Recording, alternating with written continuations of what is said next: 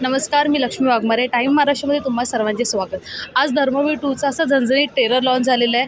त्याच निमित्ताने आपल्यासोबत क्षितिज दाते आहे. तर नेमकी त्यांची काय भूमिका आहे, त्यांचं काय म्हणणं आहे, आपण जाणून घेऊया. नमस्कार सर. नमस्कार. तर आज एक ट्रेलर लॉन्च झाला आहे धर्मवीर 2चा. महत्त्वाचं म्हणजे काय वाटतं, काय उत्सुकता आहे, कसं वाटतंय? अरे खूप भारी वाटते, कारण किती मोठा सोहळा झाला तुम्ही पाहिलातच आत्ता.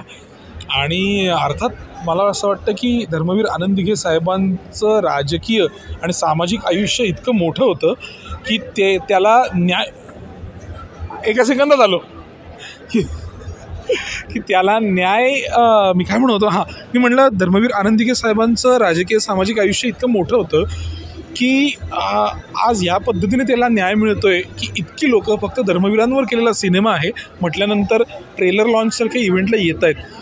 तर मी केवळ उत्तम अपेक्षाच करू शकतो की सिनेमाला किती लोक येतील. तुम्ही CM एकनाथ शिंदेची भूमिका साकारली आहे. त्यांचं व्यक्तिमत्व साकारताना, त्यांच्याबद्दलच्या गोष्टी करताना काय वाटतं, कसे चॅलेंजेस आले, कसं वाटतं? प्रचंड चॅलेंजिंग आहे. याचं कारण इतकी मीडियासमोर वावरणारी आणि इतकी महत्त्वाची व्यक्ती आहे एकनाथ शिंदेजी. त्यांचं पात्र करणं म्हणजे ती सांगड घालणं खूप अवघड आहे. म्हणजे मी असं म्हणायला हरकत नाही की मी आजवर केलेली सगळ्यात अवघड आणि जबाबदार भूमिका आहे. आता जसं लिहिलं आहे यामध्ये की हिंदुत्वाशी गद्दारी करणाऱ्यांना क्षमा नाही. तर काय याच्या मागचं नेमकं काय रहस्य आहे? आनंद दिघे साहेबांनी गद्दारांना क्षमा नाही या त्यांच्या विधानावर पार्ट 1मध्ये खूप मोठा सिक्वेन्स झालेलाच आहे. जेव्हा रासुका लागला होता त्यांच्यावर, महाराष्ट्रातला पहिला रासुका, आणि ज्यानंतर गद्दारांना क्षमा नाही हे सबंध ठाणे शहरभर लावलं गेलं होतं. तर त्याच त्यांच्या चळवळीला इतर अनेक प्रसंगांची जोड आहे, त्यांच्या इतर अनेक कार्याची जोड आहे. तर ती सगळी कार्य शक्य तेवढी सिनेमात घेण्याचा प्रयत्न केला आहे. आणि साहेबांच्या हिंदुत्वाची गोष्ट असं आहे. आणि धर्मवीर हे त्यासाठीच म्हटलं आहे ना त्यांना, की त्यांनी हिंदू धर्माचा त्या अर्थी जागर जपला आणि कुठली फुटवादी निर्णय न घेता हे धर्मवादी निर्णय घेण्याचा प्रयत्न केला आणि खूप प्रमाणात समाजकारण केलं. तर या सगळ्या गोष्टींचा समावेश आहे सिनेमात.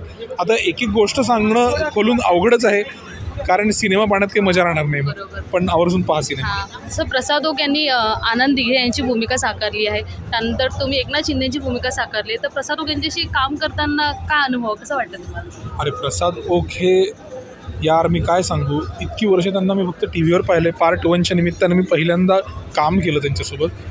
आणि काय बघा ना, डोळे बघा ना त्यांचे, या फोटोत जे डोळे आहेत त्यांचे ते पुरेसे बोलके आहेत. ते काय ताकदीचे अभिनेते आहेत, त्यासाठी मी काही शब्दात मांडायची गरजच नाही. पण मूलतः एवढंच की अतिशय ताकदीचे आहेत आणि ॲक्टर्स खूप चांगले असतात. ॲक्टर्स खूप कमी असतात चांगले. तर ते फक्त चांगले ॲक्टर नव्हे तर फार उत्तम ॲक्टर आहेत. म्हणजे ते समोरच्या नटाला तेवढीच स्पेस देऊन त्याचं म्हणणं जपणारे, त्याच्या अभिनय शैली जपणारे आहेत ते.